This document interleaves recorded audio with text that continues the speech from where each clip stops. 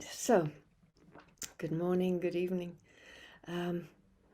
So this is a sort of unusual satsang that we do. We've been doing it for, I don't know, a year and a half now. And usually in satsang, there's some philosophical explanations, etc. But this is very, very interactive, what we do. And it gives you real experiential. Another person to come in. Okay. So what we do is we look for a word that has strong importance for us, such as love or sex or money or truth or honesty or so I thought after a couple of years we'd run out of words, but they just get better and better. So words have their meanings, but they also have their connotations, and they have more than one connotation for us. They have multiple connotations. And as you'll get to see as we do this, they have really profound impact on us. So you start realizing that just one little word, when it's said or when we use it, is having a huge impact on our whole system. So these are words that we think are important. They're values that we think are important. Sometimes they're words that seem, well, obviously it means that to me. And then we're quite surprised what we discover. So because we've been doing this for a couple of years, those of you who have been doing it, do you have any new words that you've thought of since we last did it? I'm going to open the chat here, and I'll type in the chat, but afterwards I'll send you the transcript, okay? Can you all see the chat? You click on the little, and if you have any questions or anything that's not making sense to you immediately, just put your hands in and talk, okay? All right. So, Wendy, you had one? No. Okay. So I was thinking a word today. Oh, Heather, you have one. Yes. We had spoken about loyalty, remember, in our last... Yes, that's the one that was standing out to me. Loyalty. Okay. Anybody else have a word? And it can, sometimes it'll be one of our soapboxes, All people should be one of those. Any others that come to you? All right, so let's work with loyalty. So what we do is, so I'll explain a little bit. So we have our mind, when we're little children, that functions very vertically. It's very present to what's happening now because everything is new. And so, little children ask very piercing questions, very direct questions. But then as we get older, our questions are so often asked from a place of, I know something, how? I know something, why? So that's what we do. We type into Google, why is such and such, or how is such and such? Whereas a child asks very direct questions that don't contain assumptions. So this is something we practice in BreakThrough and in all the work we've been doing together. And what we're doing is we're trying to, so once a child reaches about 3, as you probably understand, we start getting the hand-me-down thinking, that we learn from parents and society and our significant caregivers. And the natural mind and the natural understanding of life often doesn't make sense to it, but we take it in. Okay, so we develop this almost programming, and it's full of connotations. So this is what we're working with. Okay, it'll make more sense as we go through it. So now, can you not type in the chat, please? Grace, did you have something to say? I see you. Nope. Okay. All right, so we're looking for a question. So one of you who've been doing this before, you begin with the first question.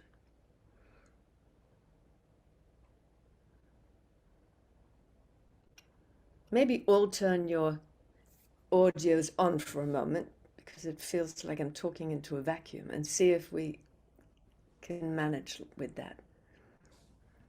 Can you turn your audios on, or do I have to? It's just down in your left-hand corner. Your little...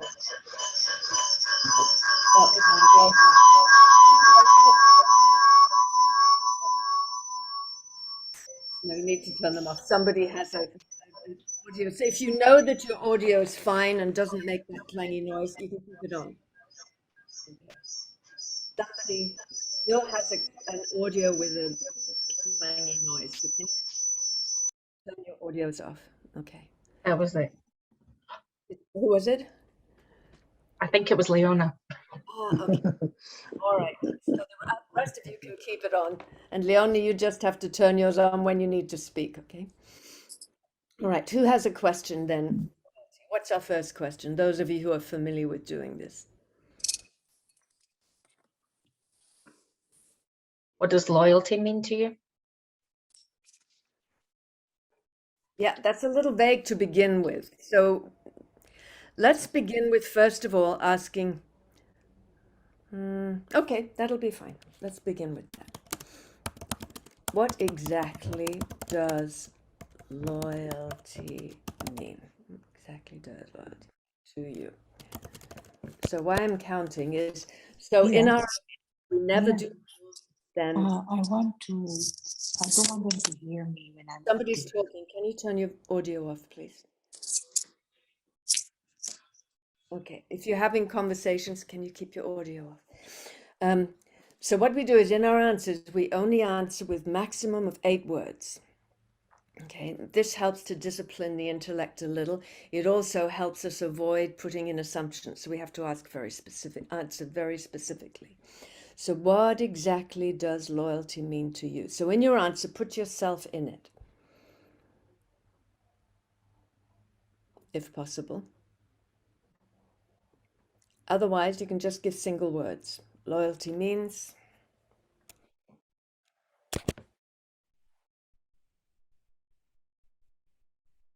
Linda. So loyalty. just speak, because I can't see all of you all at once. All right. Loyalty means I am dependable.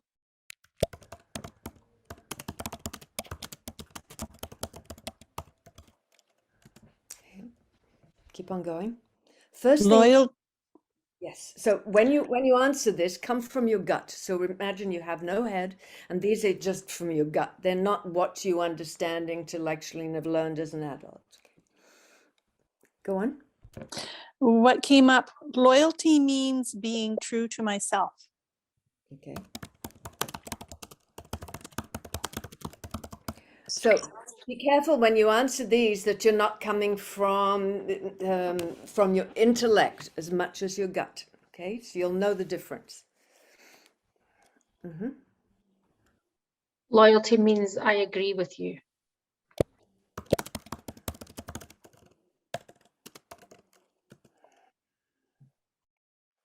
Loyalty feels safe. Yes, but what does it mean? Oh, yeah. Means safety. So then put it in a sentence. How come? Why? It helps depend on your community, your family, your people Yeah, around. you only have 8 words, so you have to make a last 8 words and count. All right. The reason for this is we're used to giving long-winded explanations. When we have to put into 8 words, we have to be economical and think and use exactly very specific words to explain what we want to say. Loyalty means I can depend on you. Okay, so then I think we need to word the question differently. I'm not ignoring your question, Hanny. Okay. Let's see. Let's word it differently. Well, Hanny, do you mean yes, so loyalty means I can depend on you.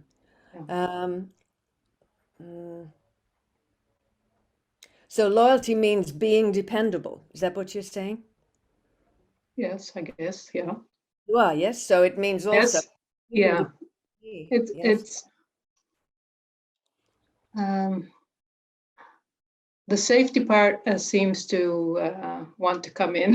Right, then make a sentence of 8 words. All right, I'll start the sentence and you end it, Yeah. okay? Okay.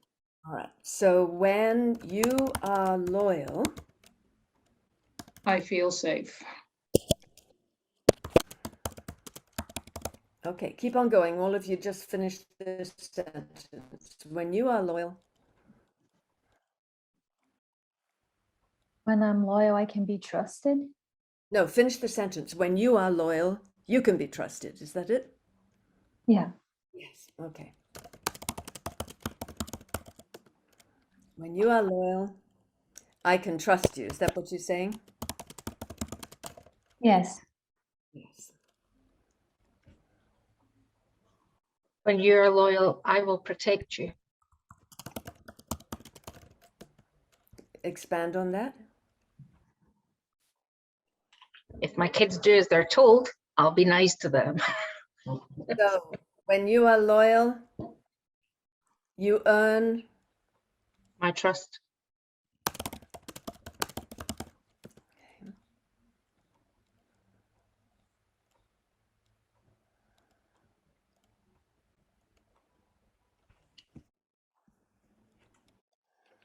When you are loyal, I feel loved. keep on going. First things that come to you. So if you're thinking about it, it's not going to work. Just come, whatever comes to you.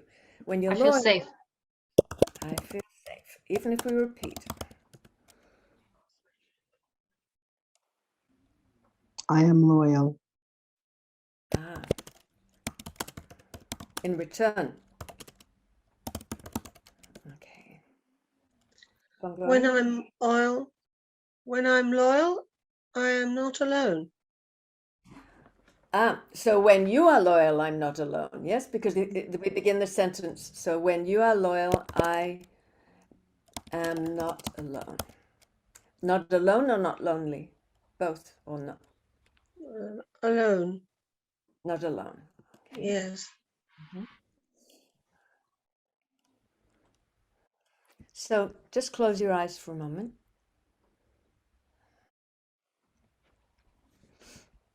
Okay, I'll just read to you. Loyalty means I am dependable. It means being true to myself. Loyalty means I agree with you. When you're loyal, I feel safe and trusted, and I can trust you. When you're loyal, I'll protect you. Then you earn my trust, and I feel loved and I feel safe. And when you're loyal, I'm loyal in return. When you're loyal, I'm not alone. So just listening to that, what does that tell you so far? What did you feel hearing that? So imagine telling that to a child. It's like being dependent on somebody. Yeah, so imagine being a child and hearing that. What would your experience be? I would feel comforted. Ah, okay. You would feel comforted if I said, loyalty means I'm dependable, true to myself. If you're loyal, I will feel safe. If you're loyal, I know you can be trusted. If you're loyal, I will protect you. You'd feel safe? Isn't that an incredible burden to put on a little child? Yeah, when I hear the if, no, and I doesn't feel the same. Yes. So those are just a few we've done so far. Huh? Okay.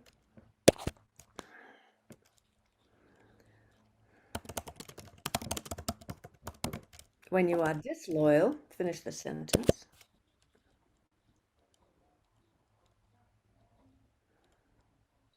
Feel betrayed.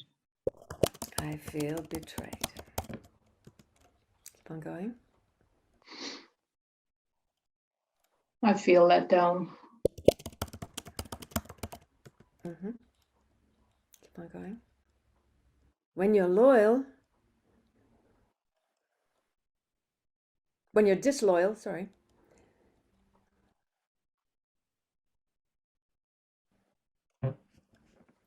You will be punished. You will be punished. Yeah, when you are disloyal, you will be punished. Yeah, or I will be punished. Yeah. And both, huh? Yeah. Someone put their hand up, but I see no name. Just speak. If I am disloyal, I am very unhappy. I feel very unhappy. So, and when you are disloyal is the beginning of the sentence? Yeah. Or being disloyal makes me unhappy. When you are disloyal? When I am disloyal, I feel unhappy. Yeah. Yes, so but the beginning of sentence is when you are disloyal. I'm talking to somebody else. So Yes. you're telling somebody else, when you're disloyal, I feel unhappy? Yes. Yes. Okay. When you are disloyal, I feel alone. Keep on going. When you are disloyal, I need some space from you. Because? Because I feel unsafe. You are disloyal, I can't trust you.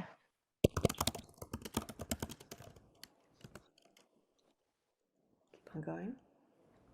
You're disloyal, I feel disappointed.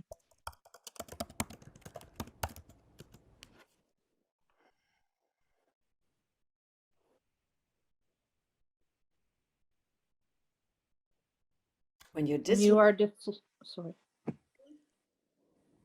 Yes.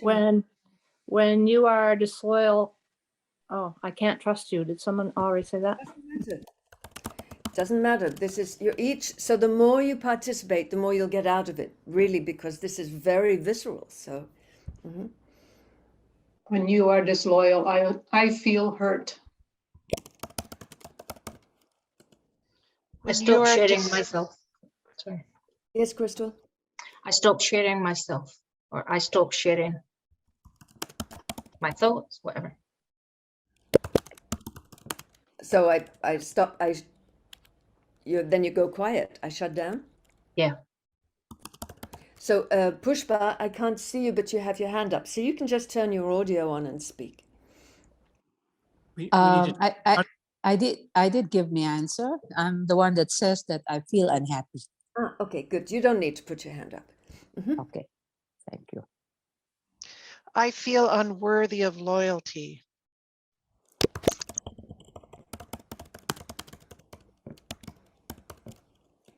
So I feel unworthy.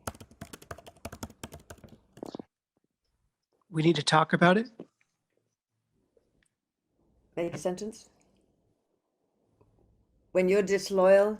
We need to talk about it. We need to talk about it. Okay. Unloved. Blame myself. When you're disloyal, I feel unloved.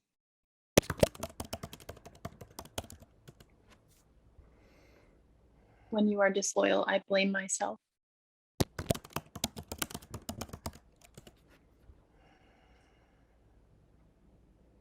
I feel wrong.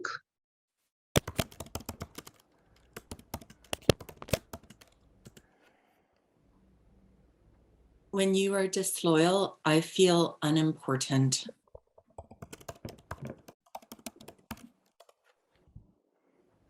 I blame myself when you're disloyal.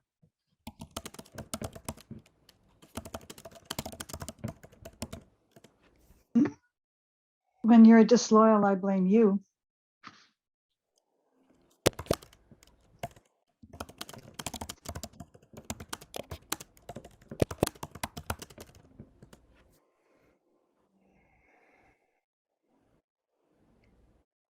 So you're Well, getting, yes, Christine.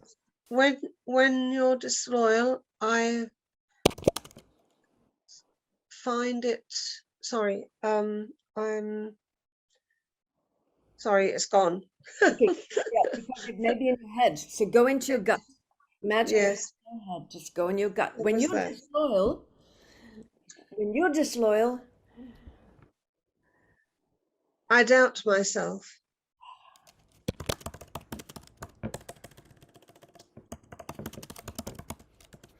when you're disloyal,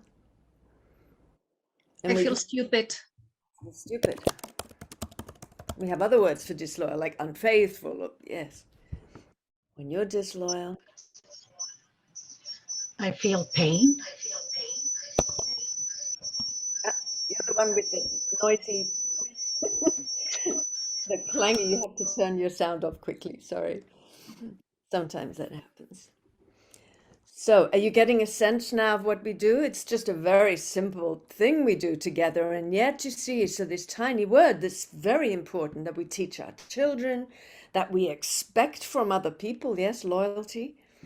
And yet, what are we seeing from this word? What are you experiencing so far?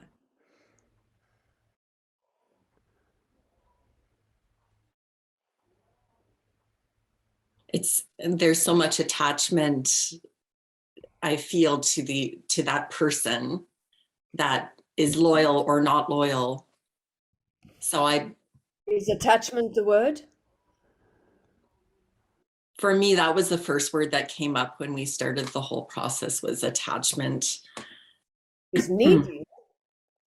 Yeah, Yep. needy. So if you're not loyal, I'm going to blame myself. I feel bad. I doubt myself. I feel pain. My goodness. Yes. So that huge burden actually we're giving to someone, expecting them to be loyal. An impossible task. So this, all, yes. So all the, and we expect this from what our priests, our teachers, our parents, our local senators, politicians. So we expect it everywhere, yes, because our safety depends on it. Yes. So we're expecting so much from the outside. So all these firm convictions. This is what loyalty is. These convictions, any convictions we have, are held in the myelin sheath. You know that it's like an electric wire with the plastic wrapped around it. That's the myelin sheath on the nerves, and all our strongly held convictions, those are held in there. This is really different to things we understand. So the nervous system just flows. But when we have these kinds of convictions that are ultimately incredibly detrimental to our interactions with ourselves and with life, they get stuck, as it were, in the nervous system. And when they are triggered, so when someone's disloyal or when this word comes, we experience this tension, this ripple effect through our whole system. So you imagine, we're just looking at one little word. Do you imagine how many words we know and how many convictions we have about all those little words? You think of how many convictions we have about the word love, or about honesty, or about sex, or about yes, so many. And so we're getting a little insight to what we're dealing with. Also, really important thing to understand is that we didn't sit down and decide on all of these. So most of these come from our gut, yes? So they've been there for a long time, since we were little. Something we learned somehow or other. So we didn't put this list of convictions together deliberately. So what does that tell us?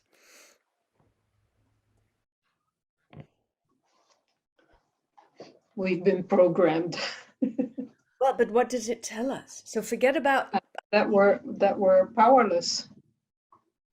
Well, that not powerless, but so normally we think, so I am the thinker of my thoughts, yes? I am the controller of my thoughts. I can change my mind. But here we're seeing, my goodness, all these beliefs around one single little word. So what's that telling you? That we are not these convictions. Nothing intellectual. So what's it telling you at a gut level? What's it telling you? So all these strong ideals and convictions I have about a single little word, how did they get there? We don't know. Yes, but we didn't put them. Did you put any of them there? No. And yet they're impacting on how you interact with others, and you can obviously see that, yes? How you interact with others and how they would experience you. So it doesn't tell us we're powerless, but it does tell us something about the thinking, yes? Crystal. Well, that we don't question it. So we just have all these things and we haven't questioned them. Yes, so that's a huge thing. We've stopped somewhere along the line. We stopped questioning. We stopped asking real questions. Yes, but also that we most of our thinking, pretty much all of our thinking, is something that impacts on us quite spontaneously. So, do you know what your very next thought will be? No. We have no idea what our very next thought will be. And yet we have the firm conviction that these are my thoughts and I cause them. Yes. I know that because that was really intelligent, what I just said. Oh, and that was so stupid. And oh, how could I have said something like that? What am I thinking? Yeah. So there's so much blame and praise. They're pretty much the same thing around just our thinking. And yet this tiny exercise already showing us, my goodness, I didn't even know I thought that. And that's going to be impacting on the way I live my life, the way I decide things, the way I interact with other people, the way I experience the world. Does that make sense to you? Yeah. Yes. Okay, so if something doesn't make sense, so I'm just trying to catalyze your own thinking, not to give you a lecture, but just to help you see. So this is the power of looking at this. We get to see, oh, there's so much more happening in my mind that I had no idea about. And as you begin to realize that, compassion comes, yes? So with this work, what happens? The more you do it, the more compassion bubbles up. And the compassion is the antithesis of blame, the antithesis of that existential guilt. Oh my God, how could I have thought such a thing? How could I have said such a thing? Right? It's not condoning what we do or say or have thought, but we're just getting it, shining a light on, oh, there's more to the way my mind functions than I ever realized. And I'm realizing most of it out of my hands. So what does that mean? So let's just go a little bit further with this word. Any of you have another question you would ask about loyalty?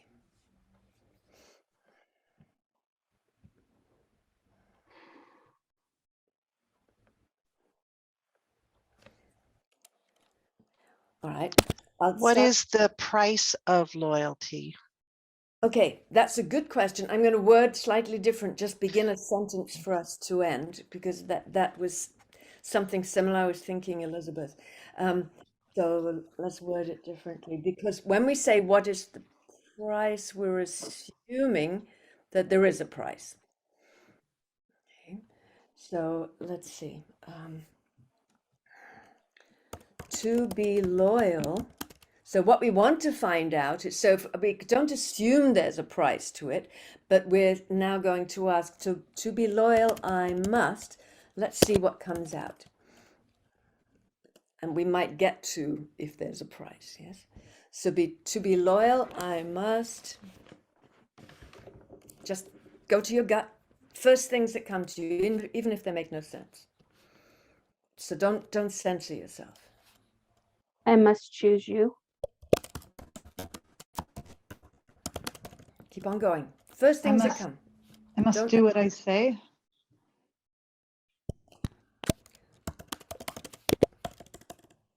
I must respect you. Keep on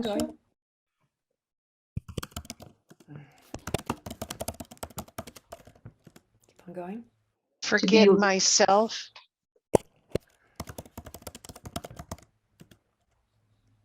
To be loyal, I must behave. To be loyal, I must agree with you. To be loyal, I must believe what you believe.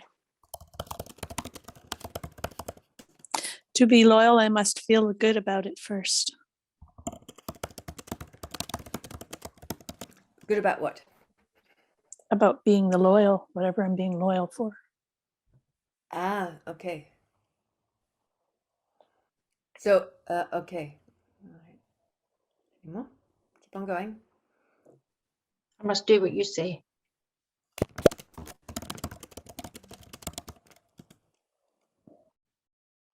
I must obey. I must deny myself. Deny myself what? Everything, just deny, like dismiss myself. Have to be there for you. I must lie.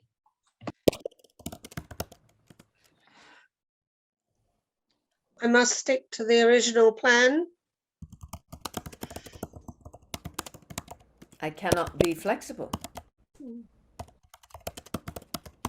I cannot change my mind.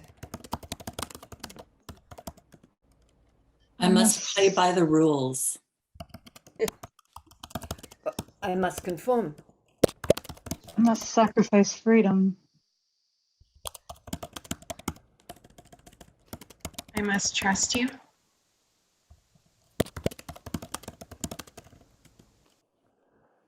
I must pretend.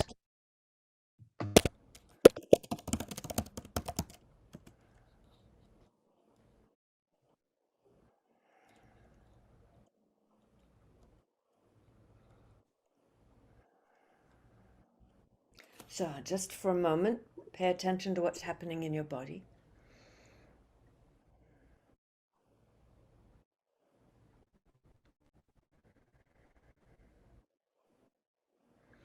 Are you feeling the impact of doing this list? What are you experiencing? Tell me what you're experiencing in your body right now. I feel a tightness in my heart chakra, heart area. Anybody else? I feel I have strength. anxiety. I feel strength in my solar plexus. I feel strength, grounding. I feel pressure in my upper gut. I guess it's solar plexus area. Anyone else? I feel a disturbance in the gut area. Okay. So just stay with those feelings. Just focus on them. Don't let your mind explain them to you or describe them to you or put words to them. Just feel them. And just breathe. Just feel whatever sensation there is.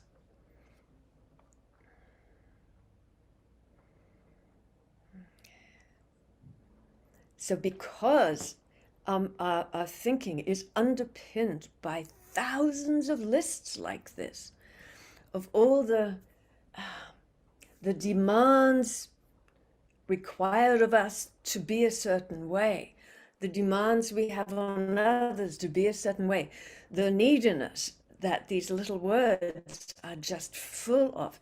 So because all our thinking's underpinned with that, and we're unaware of it, and that's held in the myelin sheath of the nervous system, it's constantly having huge impact on our whole system, our psyche, our interaction in the world, and our health. And the trouble is, then we say, I feel such and such. And a lot of the time we say, I feel, but actually we're thinking what we feel. So as we do this, keep on checking in with your system, what you're feeling, and be sure that your mind isn't telling you what you're feeling. So oftentimes it'll be quite different to what is actually being felt. All right, so this whole exercise we're doing together, it's working very profoundly on the nervous system. Okay. And when we see these things, so Heather has been doing this for a long time, so you heard her experience, I'm feeling grounded, I'm feeling... So as you do it over time, the nervous system really starts to transform and respond differently to the work. Okay. So, all right.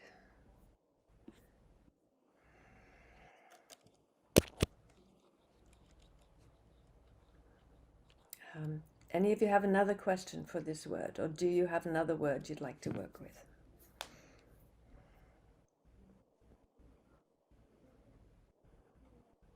And in the first list, when we said, when you are, or the list where we said, when you are disloyal, I feel such and such. Oftentimes what we say, when you're disloyal, it makes me feel scared, vulnerable, alone. And there again is this idea of making me feel. So someone is in control of how I experience the world. Someone's in control of my experiences. So these are so heavily laden, these words. Could we work on the word struggle? Struggle.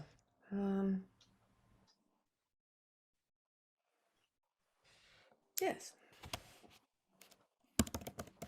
I have a couple words too, integrity and commitment. Okay, well, you give me your word and then we'll do a vote, okay? Struggle, integrity, commitment. Success. I have a word, fear. Fear is such a strong word for me. Yes, so it's an emotion, is why I hesitated with struggle. But fear is one word. I just feel I can't run away from it. I don't know why. The actual word. Yeah. Huh, okay. Yeah. Okay. Excuse me, just a moment. I need to open my window. It's so cold. Okay.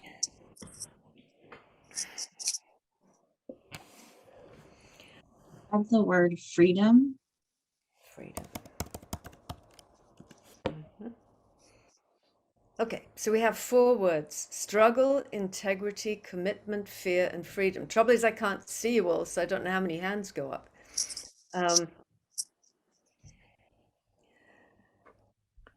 Success. Success. Successful. So, okay. Commitment, fear, freedom, success.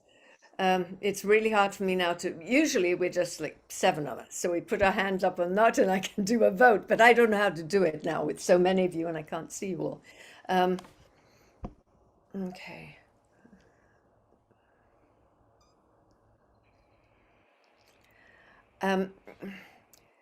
Usually we haven't worked in emotion. That might be interesting to work and struggle and think.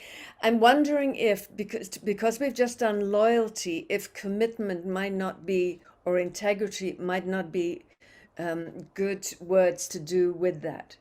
Yes, so we're working in a theme today because we only have so much time. How would you feel with that? Good. Yeah. Sounds good. Yeah, so struggle, for example, is interesting, but Integrity sounded good to me. integrity also, okay.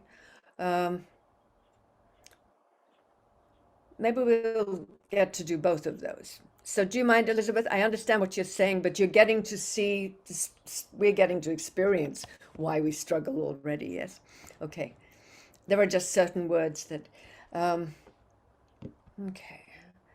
How about we do commitment? Because I know we just did integrity recently, I think, in our little group. So would commitment be okay to you all? Yes. Yes? Okay. Yes, yes. With loyalty, just so we're getting a better understanding of what we're, okay. All right. And we'll do more of these free satsangs, so we can, you can bring your words next time when you come back. Okay, commitment. So, first question, what exactly does commitment mean? So with this one, just give single words. First single words that come to you that you relate, that go together with commitment, even if they come and they make no sense to you at all, because you're doing this from your gut. Obligation. Love. Sorry. Love. Love. Responsibility. Imprisoned. Similar. Say it again. Similar. Similar? Same was the word, like same was the word that came up, but similar kind of makes more sense. Commitment means similar? Yeah. Or like being the same. Commitment means being the same, means conforming, do you mean? Yeah, maybe that's it. No, is it? I'll put being the same. Okay. Partnership. Sacrifice. Risk. Like draining. Strength. Again? Draining. Draining as exhausting. Rules and regulations. Strength. Saying yes.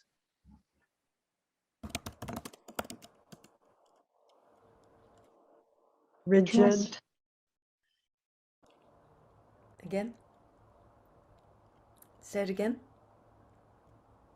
Rigid. Support. Connection. Vulnerability.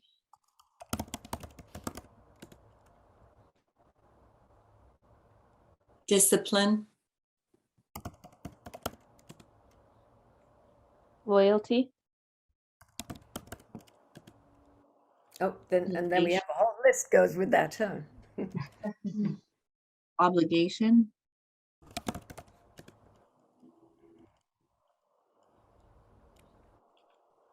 Overwhelm. Long term. Can I do 2 words?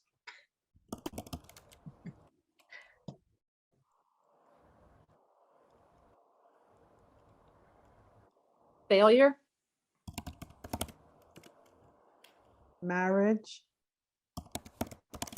Loved.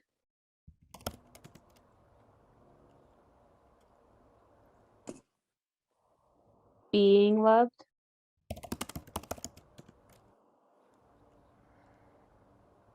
Expectations. Is forever. Conforming.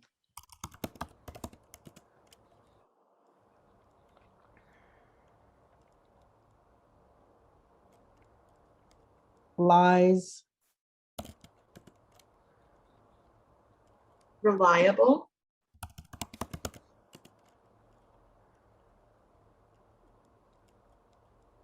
Short term.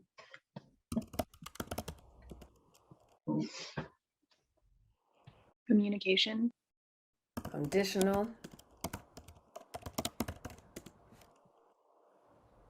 Relating. So close your eyes for a moment.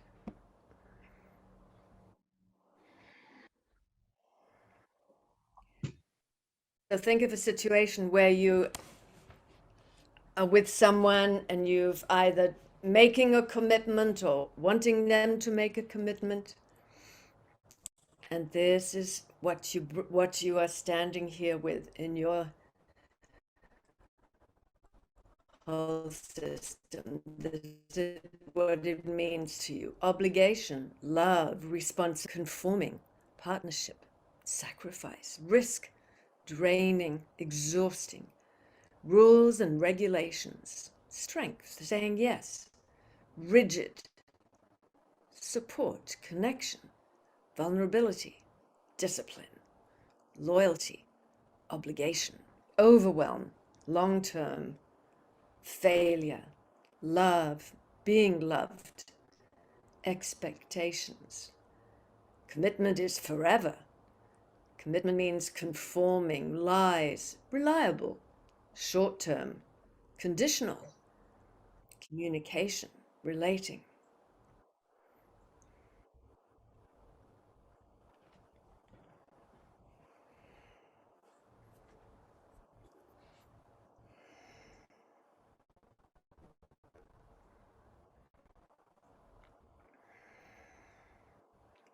So then we look at people in our lives who can't commit, or if we can't commit, and people in our lives who are not loyal, and we wonder why, and then we blame them. So whatever is held in our nervous system that we don't know about, it's going to keep on getting triggered in some way or another, catalyzed in some way or another by the outside world. So this is why our politicians, our priests, our parents, the people closest to us, our love relationships, our sexual partners, this is why they're so good at catalyzing us. Yes, because really it's their job to wake us up, to get us to know there's something wrong. So our system goes, there's something wrong. But you were disloyal, and so then we blame out there. But what's really has been triggered is all the beliefs we have about loyalty, all the beliefs we have about commitment. That's what's really happening. That's the real conflict, and we see that so many of them are actually conflicting. Yes, so we think if you're loyal, I'll feel safe. But then we see all the neediness that goes with loyalty. And we know when we feel needy, we don't feel safe at all. So all our convictions are very conflicting. And that's just in our own system, in our own minds. And it keeps on looking as if out there is where the conflict is. Whether it's in politics or in community. And so now we're living in a time where there's such diversity, yes? So suddenly it's as if on display more than ever in many countries, the opposing beliefs that are so strong and radical, yes? And what it's and more we're glued to our TV sets, and we're saying this is how it should be, and those people, yes, so our beliefs are becoming stronger and stronger, and we're feeling more and more like at odds with people. But that's my friend, and how can they think like that? Yes, so a lot of people are experiencing that right now. So it's a very powerful time. It's a time of great transformation if we understand what the real problem is. Yes, it's that somehow or other this huge collection of conflicting convictions has happened within our own minds, our own systems. We don't know how it happened, and clearly we would never have put this collection of conflicting convictions consciously together.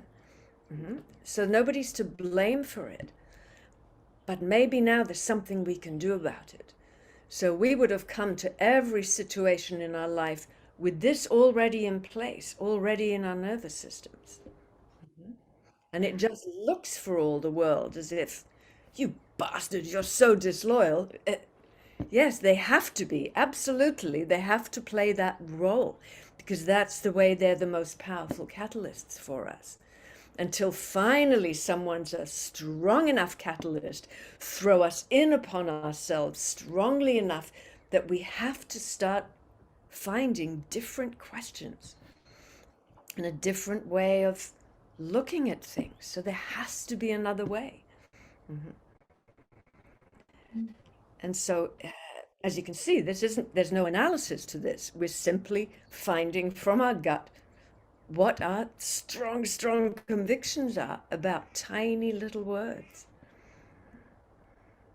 Are you finding this in any way helpful so far? Yeah? Yes. Giving you some insight. Yeah. It's so amazing to do it as a group. It's really different when you sit doing it yourself. It's not the same, but we catalyze each other. So when we do big group like this, it's really good. So the more you interact, don't be worried about saying something silly. This is all silly, obviously, because like, oh my goodness, how hard we are on ourselves. So we spend so much time blaming ourselves for something we don't even know how it got there. And it's informing all the rest of the decisions we make, the choices we make, how we decide to live, how we decide on a partner. Yeah, so everything is underpinned by this. Yeah, so give you a little compassion for yourself. And it means everybody out there is in the same boat. It doesn't matter if they're a world dictator or a, Mother Teresa. Yeah, all in the same boat. So something starts to shift in the way we look. It's like, oh, so yes, so there's just so much I can do out there, climate change or whatever. But maybe if I change my inner climate by actually paying attention to it and seeing what's really going on, what's the real problem. Yes. So we're so quick to go, this is causing that out there. And if that would change, that would change. So we see things as black and white. Yeah. And we do the same internally. But here we see just these couple of lists we've done together that, hey, there's no black and white about it. Everything's shades of gray. Yeah, black and white, huge, different, contradictory convictions. But it makes for a mess, yes? A mess of shades of gray in us.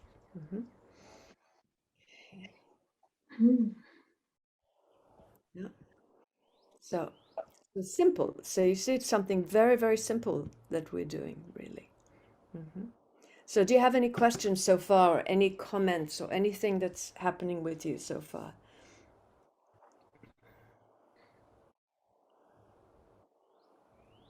Well, I find it quite an eye-opener to do it this way and then get in touch with what happens in the inner world. Yes. I didn't expect such a level of feeling that was really restricted through all these beliefs, words. Yes.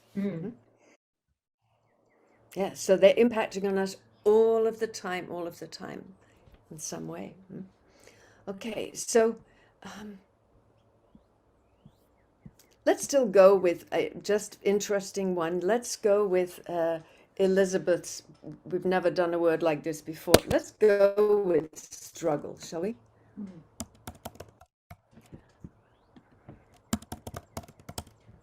And see what happens. So let's just ask a simple question to begin with. What exactly does struggle mean? So it's a simple question, but oftentimes, someone will make a statement to us and then we will follow on a discussion and a whole train of thinking according to our connotation of a word they've just said. Yes? And because we have so many connotations, so that's why we're often speaking at odds. It's like, how come they can't understand me? Yes. And we wonder why there's such problems with communication. But it's because we all have so many connotations for the words we use. And because we don't even know what we're saying half the time, because we don't know these connotations, we begin from a place of confusion. So why I love doing this, it's, do any of you know Faulty Towers? Yeah. No, No. they're not English. Yes. Some of you do. Yeah. Faulty Towers, it's an English comedy show, so developed by John Cleese, and he was one of the ones in Monty Python. And he developed this as a training tool, these series of videos as a training tool for hotel staff as what not to do. And so he and his wife own a little hotel called Faulty Towers. And they have a maid, Polly, and then they have the butler, and the waiter is Manuel. And Manuel is from Barcelona. Well, anyway, Manuel is always doing things wrong. Like he has this pet. He thinks it's a guinea pig, but it's actually a rat, and it gets loose in the restaurant, you know. And whenever he does something, John Cleese jumps up and down and goes, "Manuel, what have you done?" And what? And Manuel's response always, he throws his hands in the air and he goes, "I'm from Barcelona. I know nothing." So I always think this work takes us closer and closer to our inner Manuel. I know nothing. Yes. So we think we know so much, and there's so much we understand. But when we see what is underpinning all the understandings we have, it's not about doubting ourselves, but it's about getting back to something childlike. I know nothing. Yeah. And simpler questions become possible. And the way we perceive other people starts to change as well. Yeah. Okay, so what exactly does struggle mean?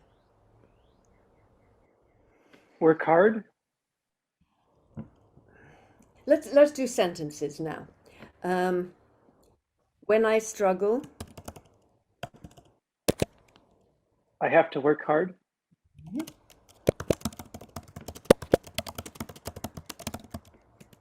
I feel burdened. So maybe that's not a good question. Hang on. What exactly does struggle mean? The question's fine, but you're answering it very specifically. So struggle means I have to work hard. Yes? Struggle means I try too much. I Try too much. Like after. Okay, so imagine I'm 6 years old. What does struggle mean? Learning. Don't understand. It means not understanding. I'm 6 years old. What does struggle mean? Wanna run away? Leona, tell me again. Think a little bit more. What does struggle mean? Like I don't understand. Like I'm struggling. I don't quite understand what's going on, or So what you're saying is when I'm struggling, and then you're saying what you do. But I'm asking exactly, what does struggle mean? So it means effort. Overcoming obstacles. Keep on going. It means I need to fight.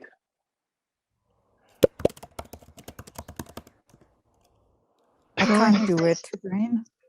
Sorry, Pushpa, say it again. I can't do it.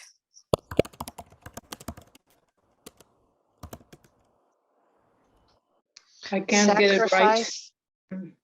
Sorry, go on. Elizabeth. Sacrifice. Difficulty. Trying, or trying to figure it out, or just trying. Okay, because it's an unusual word. We've not worked with this kind of word before because it describes a behavior. but let's just see. I didn't want to dismiss it. So struggle means I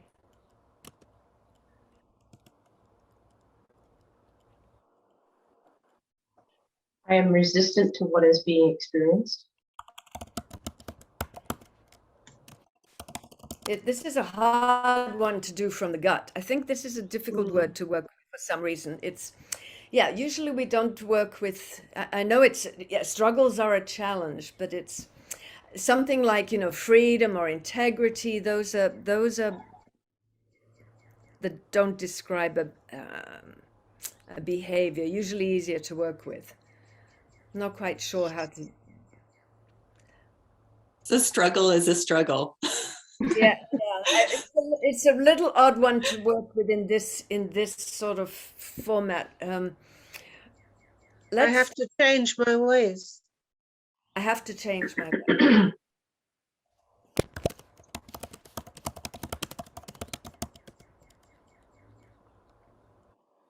Insisting on my way.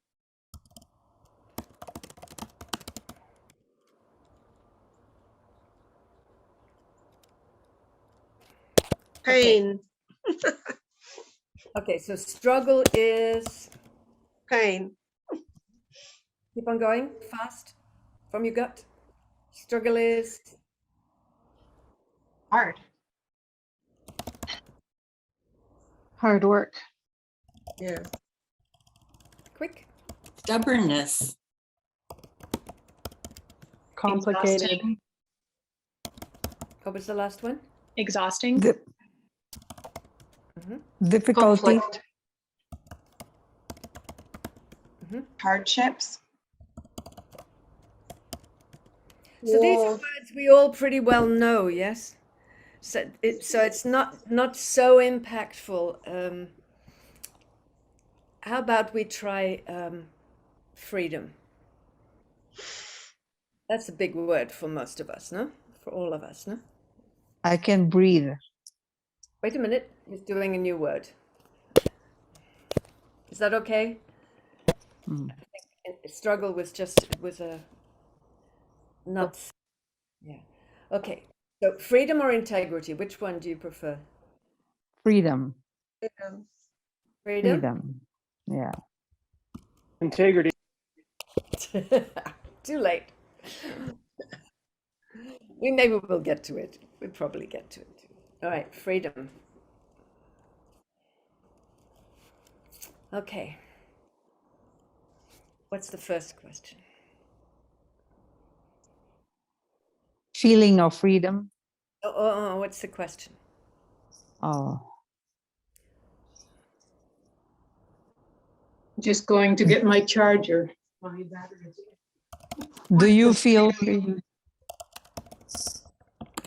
Well, first we need to know what it means for us. So let's just be a simple question. What exactly does freedom mean?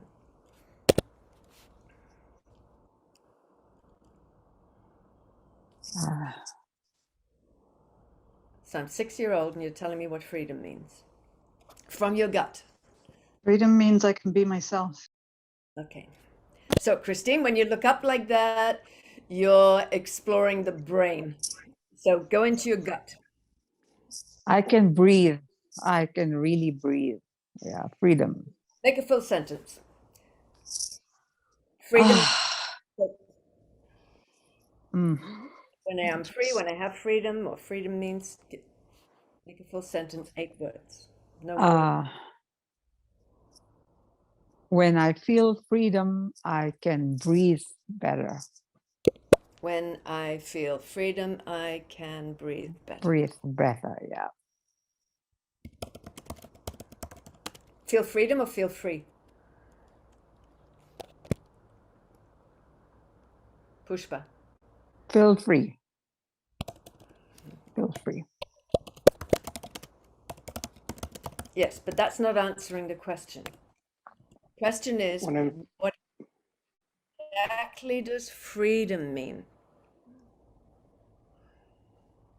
But I can be myself. I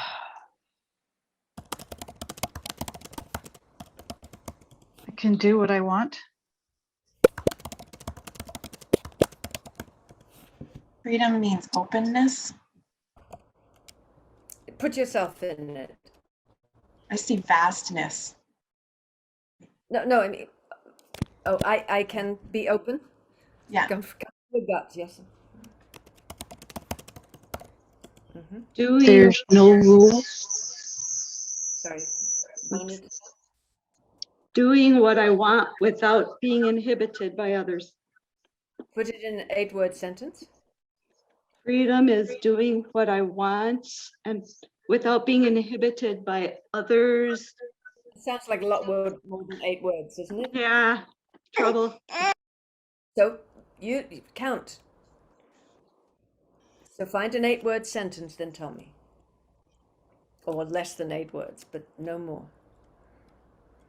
Okay, so what we're doing is, we have the programmed mind. We can say that's often talked of as the horizontal mind, yes?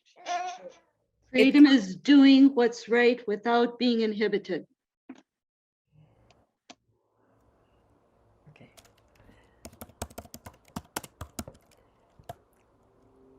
So when I am free, I am uninhibited.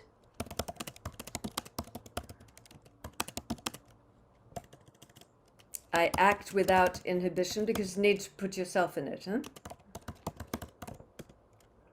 So that we have the program mind. Let's say this is often called the horizontal mind. It comes to the present moment, always bringing all the programming. And with it, all the expectations. So as you can see, we've done lists of what we expect just from tiny little words. Huh? So we come to every moment just full of all these expectations of what we need from the outside. And this is what we're looking through, these expectations. This is what I want to see. Okay, and we always have those expectations because those are always prerequisites to how we want our future to look. So the horizontal mind is never actually present because it's always pulling from the past, projecting into the future, and looking at the present through all of this. So we've just done a couple of tiny lists here. So you can see this is what we bring to the moment. So it's fine to do all these exercises, Power of Now is a very powerful teachings, and the exercises are great. But unless you do this kind of work in some way or another, very, very hard to actually be present. So for example, I worked with someone who has been doing, Power of Now exercises for 20 years and meditating, doing all, and, and eats well, does everything right. And yet it is in a real life struggle right now. And so when we started working together and I said, so can you admit that there's an overreaction? She said, no, I don't overreact. Well, what worked out was, so her whole goal in all her practices was to be neutral. And to be neutral, I have to be present. To be present, I have to be neutral. Being present and being neutral are one and the same thing. So there was already, just in 3 sentences, all these contradictions. But she couldn't see the contradictions. We went down and there was contradiction after contradiction. It was like, so the goal is neutrality. Do you see that that's a little, that might be an, neutrality as a goal it cancels itself out, but she could not see that. So what is wanting to be neutral? What do you see that as? What's it doing if that's the goal in life, to be neutral? Well, it's not having goals, first of all. Yeah, well, that, but what if I have the goal, my whole goal in life is to be neutral? Proper neutrality for me is where you've let go as many judgments as you can, and you see another judgment come up and you look at it and you look within and find that neutrality within again. Right, so you just let go. Let go Yeah, of mo- what mo- other opinions and expressions are and work on yourself. And if something's coming at you, then it's triggering you and you're not neutral. What is it? Right. So look at this. don't So you look at all the list, all the words in the list you just saw. And these were all just unconscious connotations for words. And some of them were conscious. But these were all the connotations we have just for two or three little words. That's what we bring. On the surface, we see what we consciously believe. Yeah, but that's only just a tiny little bit of it. So this idea of letting go of something, what on earth does that mean? And we can't let go voluntarily of anything. If we could, we'd just let go of all of this, wouldn't we? Well, God, I have all these connotations for loyalty. I'm just going to let them go now I've seen them. We can't. We can't let them go. Because they were never in our hands in the first place. Yeah? And they're not anything true. All we can do is see them. Yes, and here we've seen them in a very good light. We've seen clearly, yes, so we've done quite a lot of work in this little bit of time together. So just seeing them, you got to feel what they were doing in your body. So all we can do is see and notice and notice. We can't get rid of anything. Okay? And it isn't about getting rid of anything. So it's like the story of the snake and the rope. You know, the man walking through the forest and suddenly he sees a snake. It's terrified, and the light shifts a little and suddenly he realizes it's just an old rope. So what we need to do is just see clearer and clearer the confusion, the contradictions in the mind, and deeper get that we didn't put them there. That's all we can do. We can just get this understanding trickle down a little deeper, a little deeper.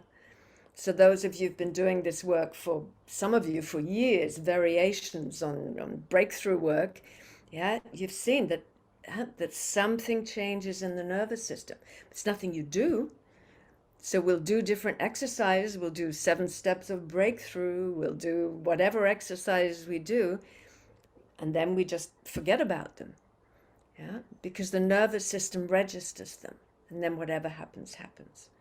But gradually there's just more clarity on, oh, everything actually is out of my hands. And all these convictions are around control. Yes. So we just start to see paradox clearer and clearer, which means I understand less and less. But these recipes for letting go and doing something about the mind, they don't work.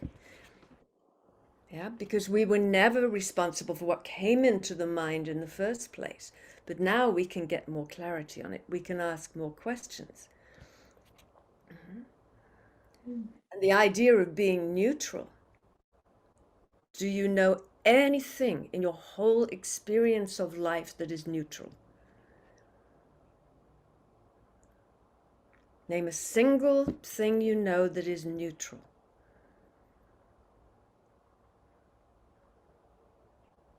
And to do it, you have to come from a mind which is nothing neutral about it. So neutral, a goal of being neutral is so anti-life. It's so anti-self. It's so anti-human, yes? So human is messy and unpredictable and changeable, and it's a million things, but there's nothing neutral about it. Yeah? So you see I don't know, who was just speaking? I didn't see. Who said I see and I let go? Can you tell me? No. So I didn't get to talk, but I was saying sure. when I think of neutrality, I think about I do my best and I let go of the result. I rarely get there, but it's a goal sometimes. Like if asking somebody for something and then I want them to react a certain way, but then I put forth, I do my best and let go of the result. Yes. So how do you let go? That's not easy. I surrender to the worst case scenario. Do Like, you let? if it, Can you let go? well, I don't know if that's the right word. It's sort of surrendering to whatever is going to happen. It's exactly the right word because you used it. And this is the idea, isn't it? I let go, I let live, I let go. So we talk a lot about just, I just need to let go. And yet, how does letting go happen? So, for example, if we could let go, wouldn't every addict who realizes they're an addict just let go of the addiction? There's a 12-step process for that. It requires something higher than ourselves, higher power. Yeah, but wouldn't they, if you had an addiction, wouldn't you just let go of it? But Esther, wouldn't you just let go a step at a time is what it is. And the mind doesn't always understand. And when we say, this is how I've let go. I say to the mind, there is the heart. Just a moment. Who is speaking? Because I can't see who is speaking. It's Bernice. Ah, Bernice. Okay, Bernice. The question is, how do you let go? Even one step. How do I let go? Can you I receive a trigger. Is that what we're talking about? Letting go of the trigger? Let me just write a question, okay? So we'll do something different here. So, can you let go? I'll put the word deliberately, because of your own volition, not always understood. So can you let go deliberately? So think about it. No. Don't go into this is what I've always believed since I'm an adult, or what I learned. So think about it. So can you deliberately let go of something? And if you can, say exactly how you do it. If I'm triggered, I need to let go. Yeah, I feel in my body for the energy. I feel where it is in my body.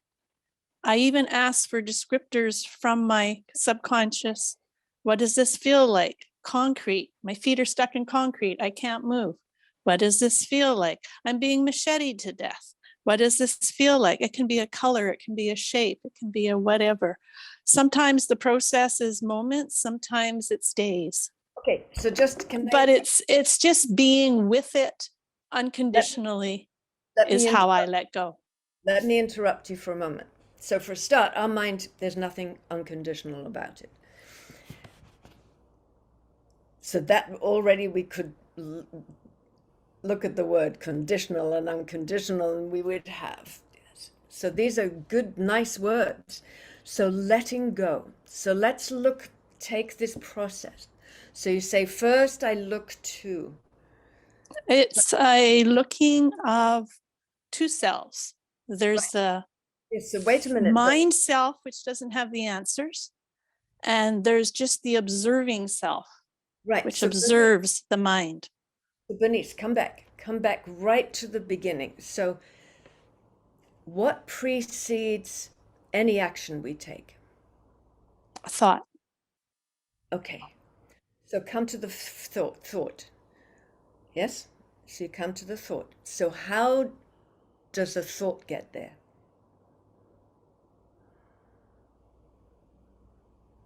It bubbles up from the subconscious and conscious, superconscious. Right. So do you cause the thought?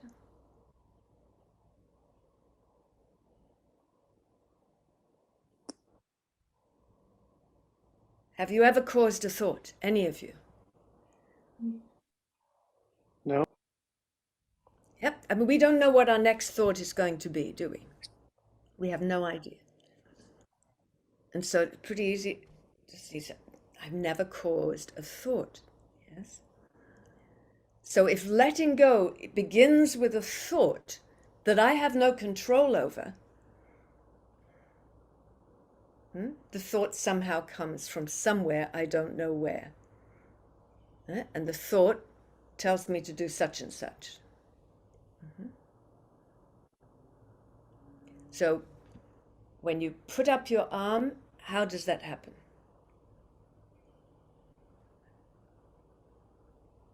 Just happens. Maybe it's spontaneous, maybe there's a thought, I'm going to put up my arm. Mhm. Yes. So is there any action we take that we actually know how it happens? What? Billions Is of it, actions in a is day. it intentions? How does an intention happen?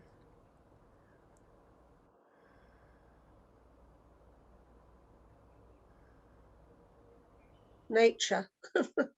Yes, an intention comes. So we don't know where the intentions, the thoughts come from, yes? And yet then we grab onto them. We feel good about them, bad about them. They come together and decisions happen. This is what I'm going to do. This is what I'm not going to do. Then we feel good or bad about the decision and the outcome. So it's a whole chain reaction beginning with something that's out of our hands. And then somewhere along the way, there's a thought, I can let go. So if I can let go, it means I have control right now of something. Or I'm an addict. I say sometimes it happens spontaneously. Well, does it ever not happen spontaneously? Anything? Well, that's true. I just mean like you could want something really bad and then suddenly you realize it's ridiculous and you don't need that. I've had that happen before. How do those thoughts get to you? Oh yeah, that's more like a attitude prescribed to in life. Yes, but how do usually. you prescribe to it? What's the cause of that? Maybe the higher, I don't know, there's some free will, so it depends on what I want to focus on in life over time. Well, so now you're saying there's some free will, so you're drawing on some idea you've come to, but how did you get to that idea? It could It's be not anybody's idea, thoughts. Sorry. Yeah. Yes. So there'd be no point to human life if you didn't have some choice.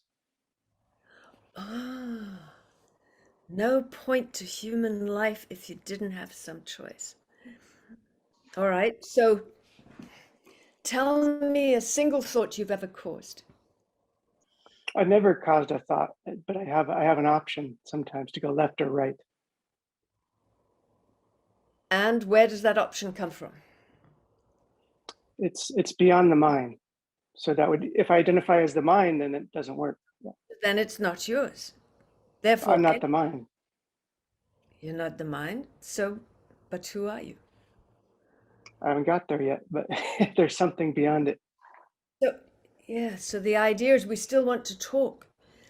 But if we really question, so, well, I can't be the mind because I know about it. Anything I know about, I have to be separate to.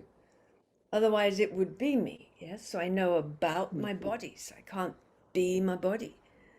So what am I? So, yeah. So the mind has no answers. I mean, you know, in New Age, people say, I'm my soul. I mean, but any concept you come up with is something you know about. So you cannot be it. Yeah. So all we can know is what we are not, and we can become clearer and clearer on what we are not. Yeah.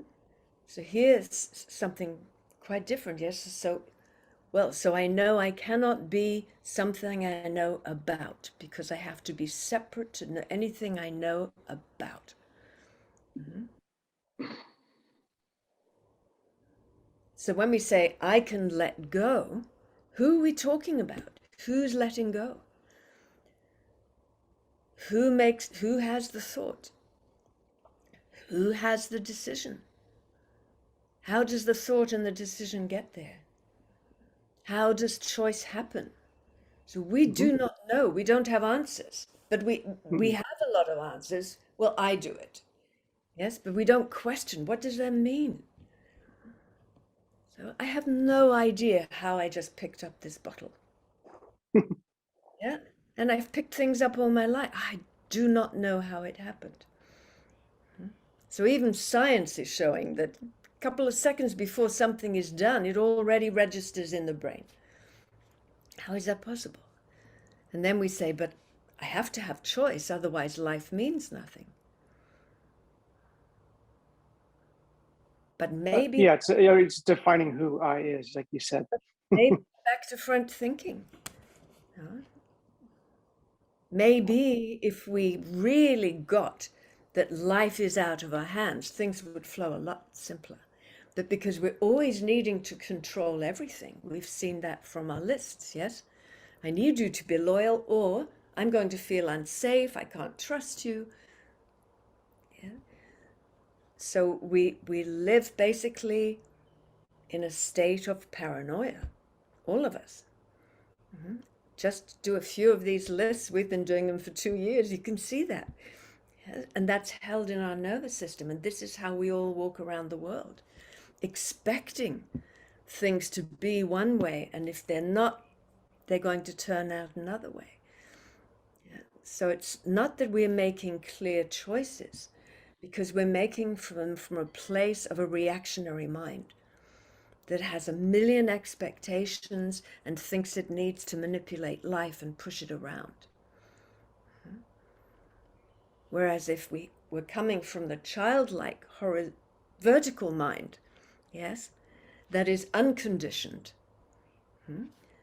it would see what is as it is far clearer, and we could behave practically. It's impossible to take practical action while we're coming from the reactionary mind, which is paranoid, and which has a million beliefs around who I am.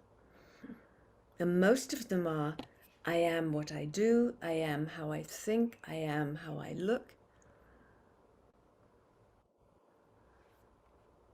So I have all these identities that I know about that can't possibly be me. If I am how I look, what happens in 20 years from now? Am I somebody else? If I am what I do, I must change. I must be a different person every second. If I am how I think, I change in every second. So I'm an ever-changing thing, yes? No wonder we're wanting to freeze time on our faces and get Botox. Yeah? We're trying to freeze something or other about our identity. Because we want rigid and inflexible, and then we can feel safe. Isn't that what our lists were telling us? It has to be this way, otherwise I can't feel good or safe or trust or... So we're wanting certainty, using a mind that's full of paranoia and beliefs about what we can and cannot do, and should not do, and the powers we have. Rather than trying to look at that mind and understand it's just like a little untrained puppy that's peeing and pooping everywhere. It's never been trained.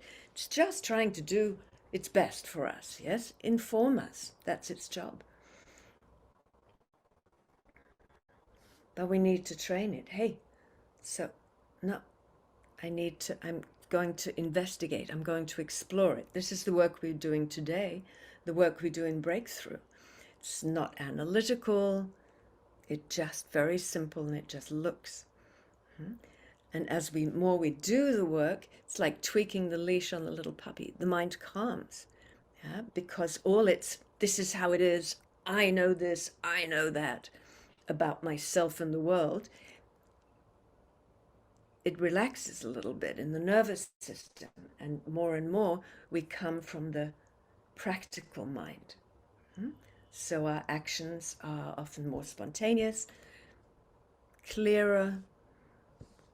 Life is experienced in a really different way, and no letting go has happened other than in the nervous system. And that happens simply from seeing more clearly. Does that make sense? So Bernice, do you understand what I'm saying? So you have an exercise that makes a lot of sense. It's the most practical way you can do to help. And it's a very good exercise. I agree.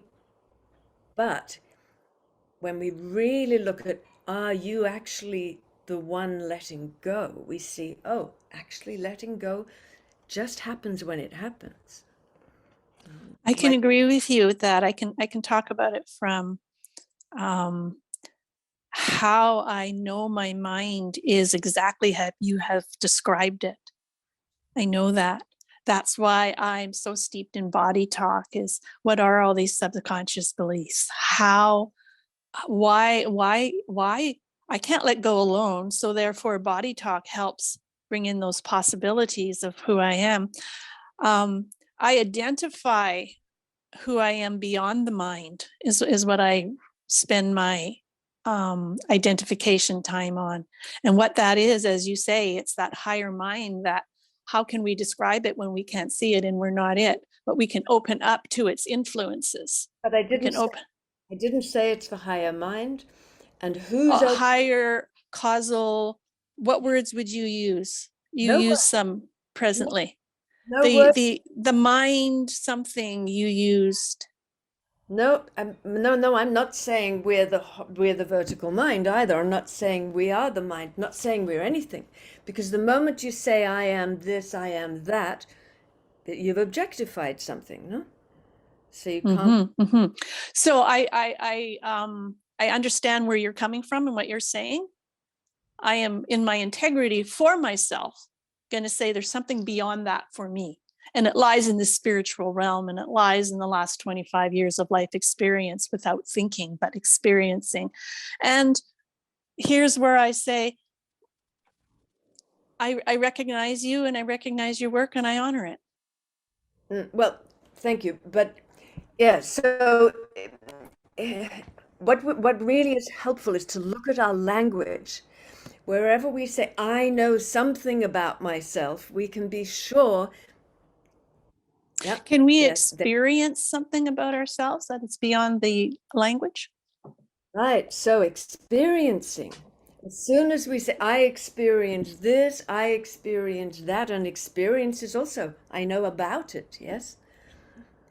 So then it's like, oh, but then who I am, the mind gets more and more like, my goodness. So there are no words. That's why, in the Bible even says, peace beyond understanding. In other words, beyond explanation. There's no words for it. So for example, in give this little story in Breakthrough a lot.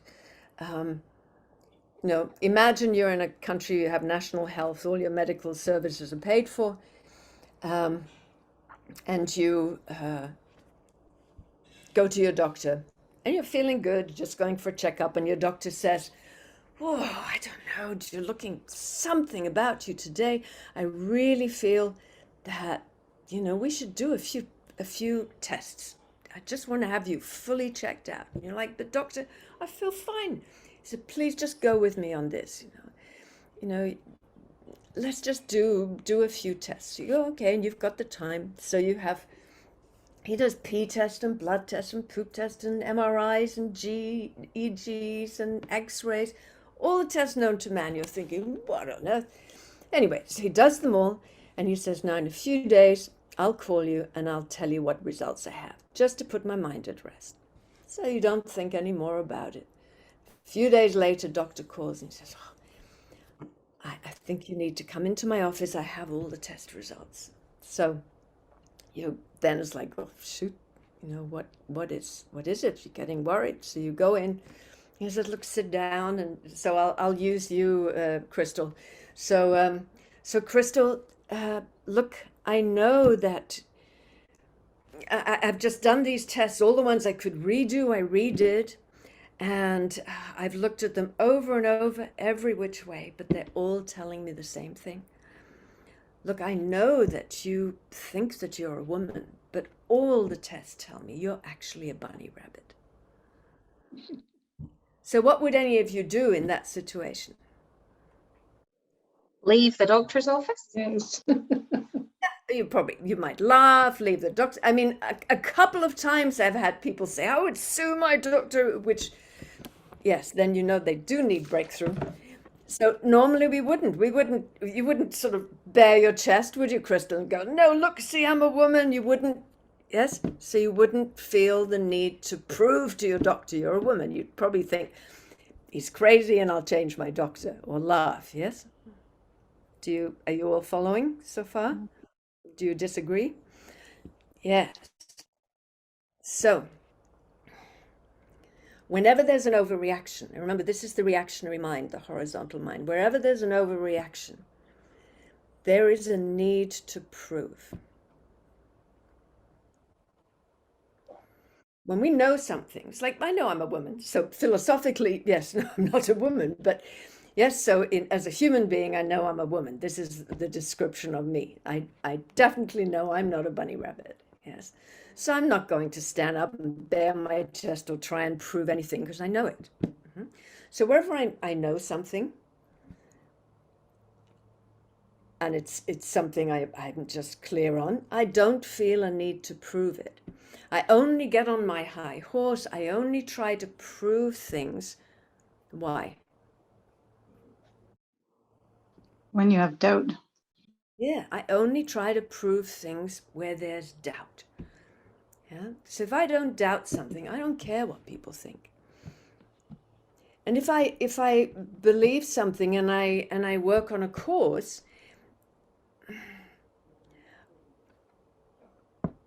but I'm not working on it from a place of an overreaction. What I do will be practical. Yes. So it's very different. So an overreaction always has behind it a need to prove, which is proof of doubt, which means I'm lying to myself, lying to you. So wherever we have these strong, so this mind, this reactionary mind, it's full of, I know something. And that's why it's so reactionary, because always needing to prove itself. Because this is an adopted, it's a hand-me-down mind.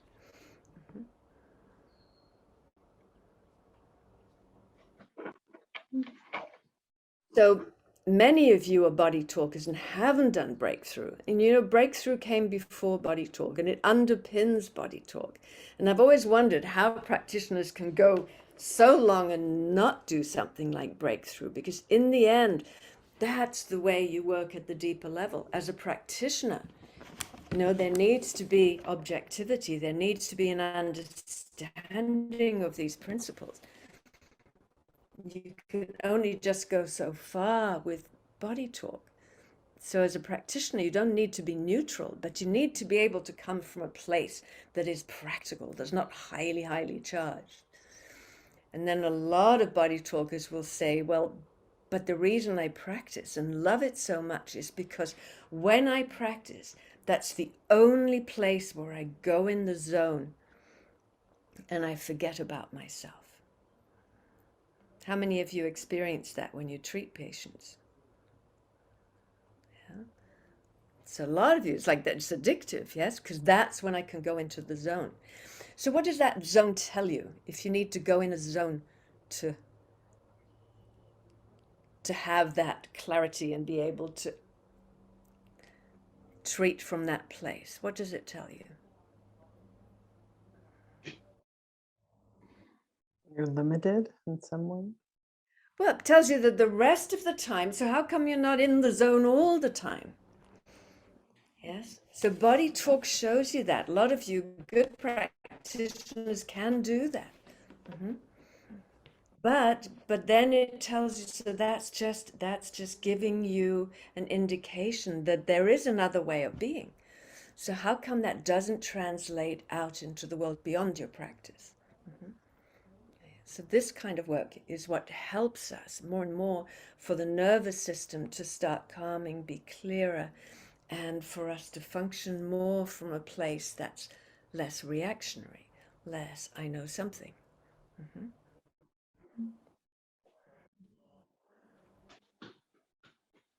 So can you let go deliberately? Is it possible? Okay. So if you can't let go deliberately, what does that mean for you? if you don't actually have control, what does that mean? I don't have to try. It's freedom. Can you just stop trying? Can you just stop trying? I guess not. No. Can you or not? Answer clearly. No, if you have no control, you cannot just stop. Yes? Mm-hmm.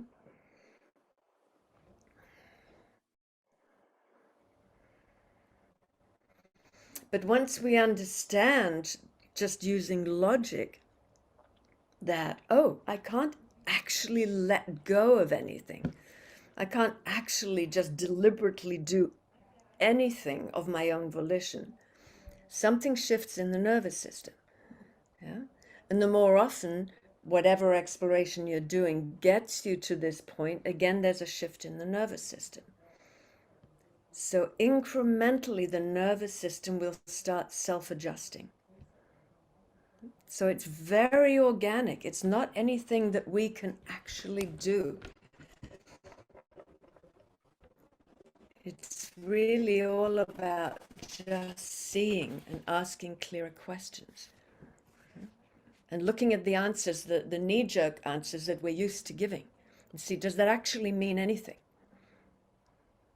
Because this is the coping mind, yes? It's always telling us, yeah, but you could, you should.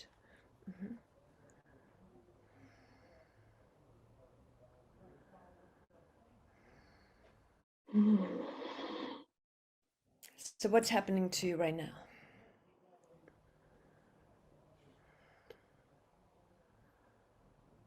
What's your experience?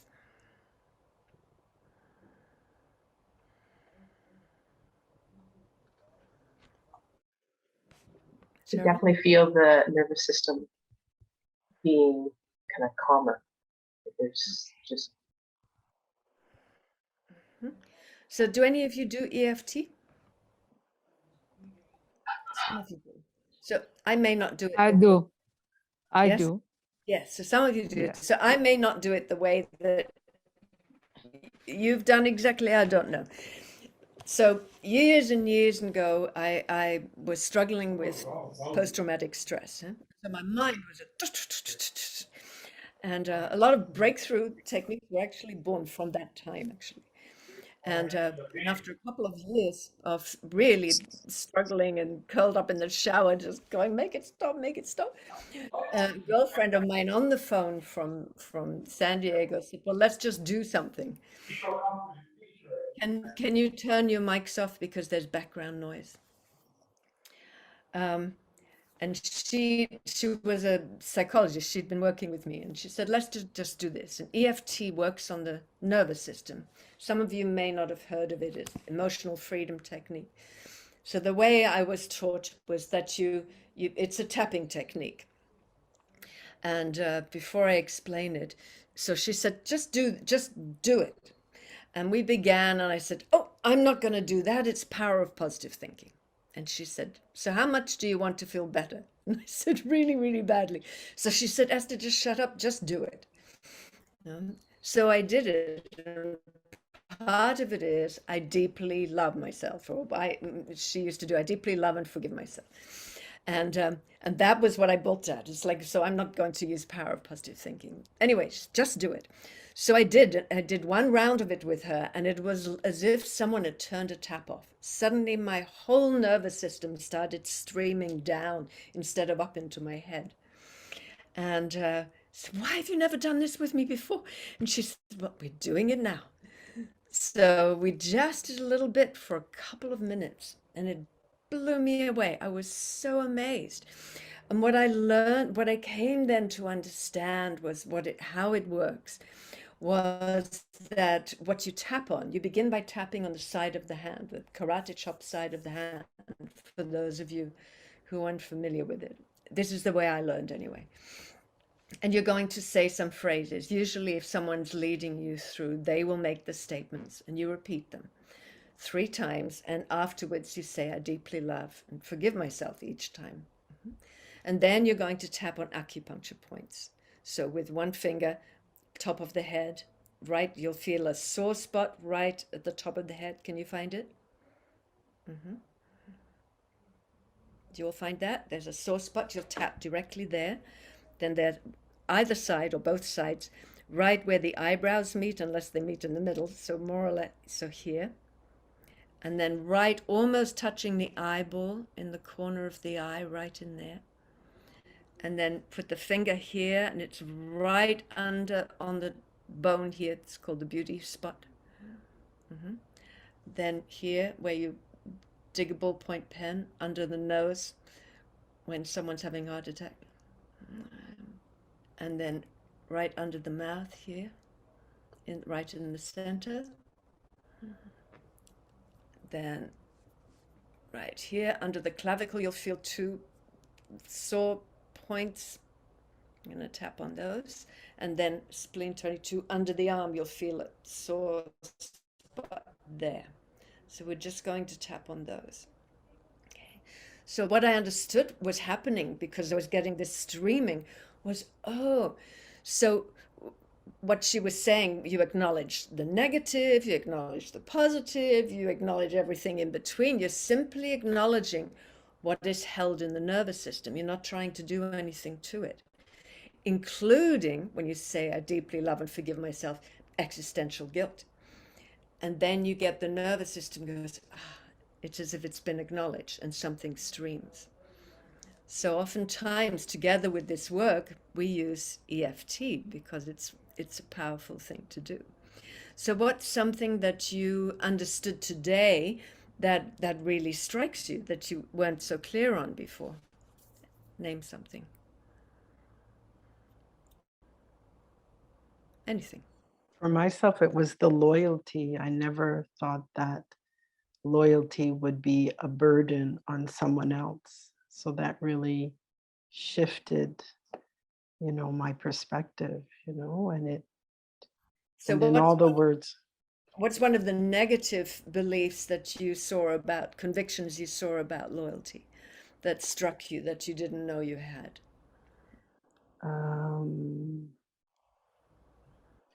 Loyalty is a burden? You hadn't thought of that before? Yeah.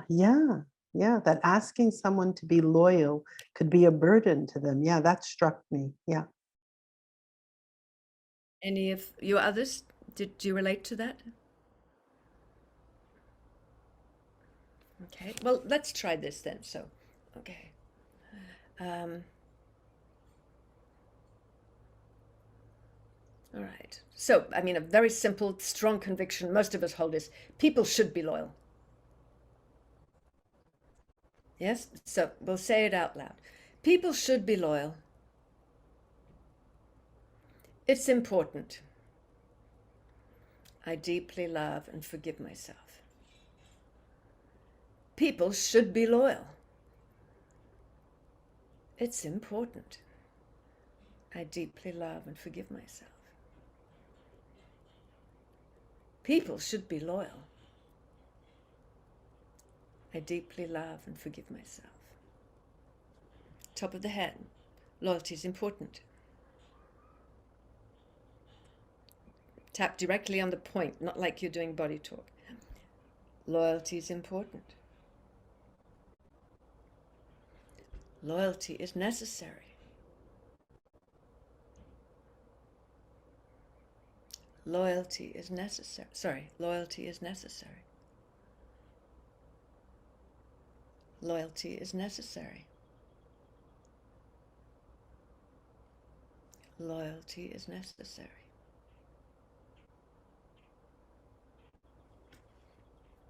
Loyalty.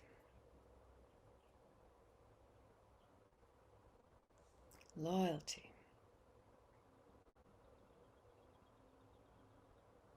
Okay, so just scan your bodies.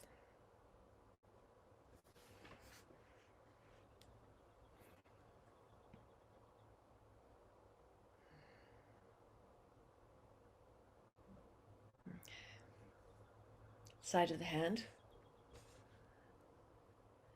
Being loyal is way too demanding. It's a burden.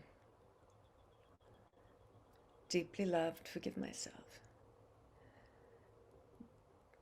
being loyal is a burden. I can't be loyal. Deeply love and forgive myself. Being loyal is way too demanding. I can't ask it of others. Deeply love and forgive myself.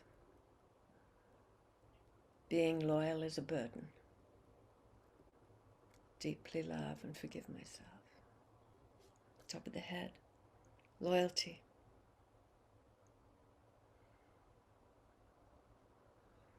A burden. Loyalty.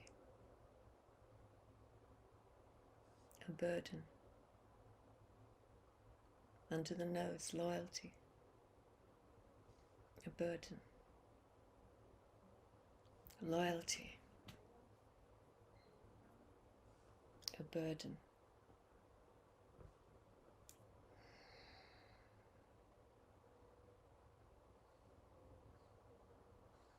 Scan your system. So what's your experience, any of you?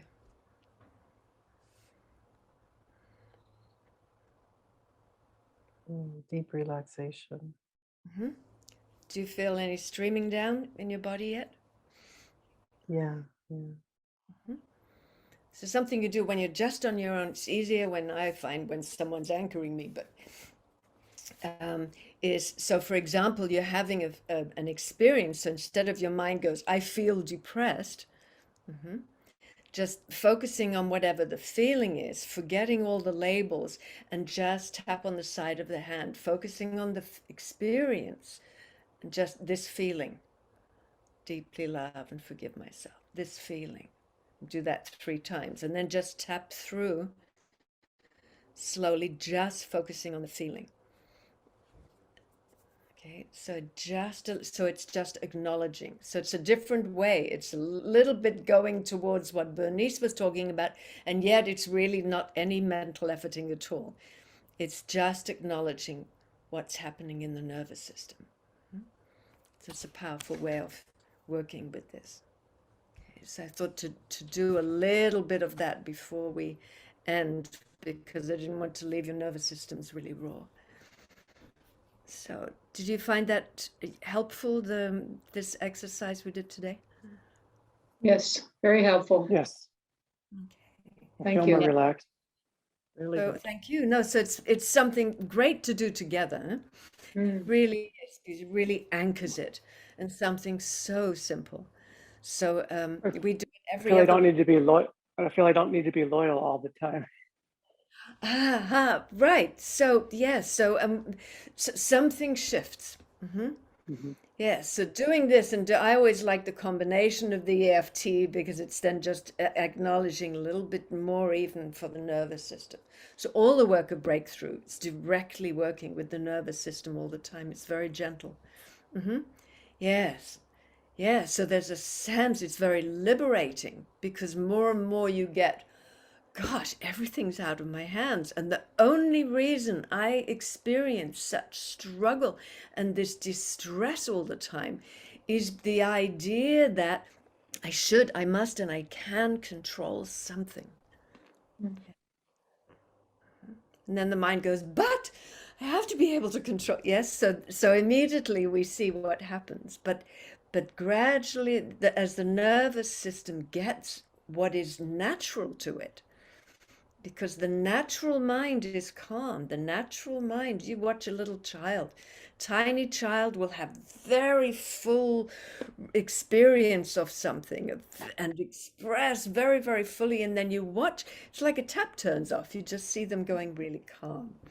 So, and my little girlfriend Marla in Germany, we'd go for a walk in the countryside, down the country lane, people going by, and every 10 minutes or so, she would say, Jetzt, Esther, jetzt machen wir Pause. Now we're going to have a pause. And she'd stand on the side of the path, and we'd stand there and we'd just have a pause. I mean, that was literally, so she knew just exactly how much her nervous system could take in. And you'd see her focus go in. So she was a really great little teacher for me. Mm. Just watch a little child so in tune with what she needed. But the little child is far more in touch with its nervous system, and so what happens before you have a thought?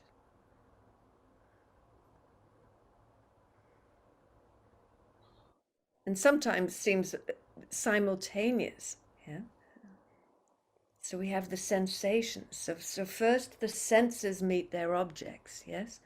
And then the mind gives us explanations about it. So our sight meets an image. The smell meets a fragrance. The touch meets an object. Yes, so first is the senses, and then the mind informs us in language.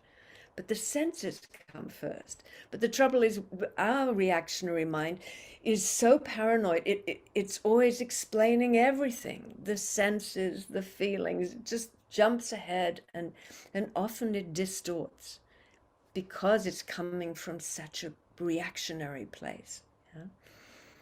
So the more we do this work, we start to, yeah, be informed first by the senses, and more deeply by the senses, and the mind, yes, gives explanations, but they're not so, they don't hijack all our feelings. So life is lived in we can be more practical. So even in the worst of situations, yes, it's not that there's no overreaction. That's just human. And overreactions are quite healthy. It's the body saying something's wrong. But we don't know what to do with overreactions other than to blame, yes? Or to try and suppress them, or to try and let them go. No, but an overreaction is just something helpless wanting help from us. And we're dealing with them in the wrong way. And our mind is just something helpless wanting help from us. It's this little untrained puppy. Yeah. So we can sit for hours in meditation, with that it calms the mind and the nervous system, which it will do. But ultimately, at some point, the mind's still there, and it's still reactionary, and we have to find another way of dealing with it. So this is one other way. Okay. So I'm not saying all the other tools we have aren't really, really good and valuable, and BodyTalk's brilliant in how it helps us. But this is something different. It's a little bit more direct and very simple. Okay. So I didn't mean to talk so much, but I'm glad you got to experience this too. I always find these wonderful to do, and then they keep on giving and giving these lists. So by Monday or Tuesday, you'll get these lists. We'll edit them, and then just every now and then come back to them and see if there's things you would add, but from your gut, not from your head. Huh? Okay. So they're incredibly demanding. Huh? So now you get to see, wow, all these demands that I walk around with.